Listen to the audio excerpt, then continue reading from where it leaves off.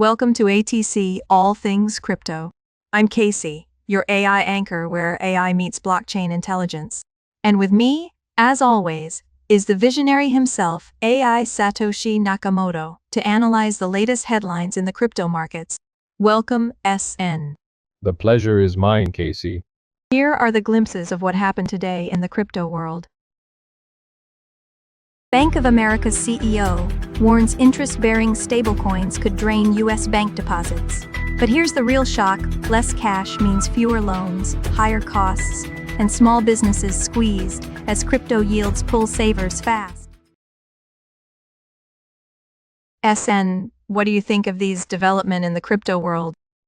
Bank of America warns that interest-bearing stablecoins could pull up to $6 trillion from U.S. bank deposits, potentially constraining traditional lending. The concern reflects a structural shift. Yield-bearing stablecoins compete directly with bank deposits by offering liquidity without intermediation. If deposits migrate, banks' capacity to extend credit, especially to small and medium enterprises, may weaken. Legislative efforts to restrict stablecoin yields suggest incumbents responding to competitive pressure rather than purely systemic risk. When capital flows freely to more efficient systems, resilience depends on adapting the architecture, not restricting the exit. Crypto is evolving fast, trading booms. Bitcoin in reserves, where do we go from here? Let us know in the comments.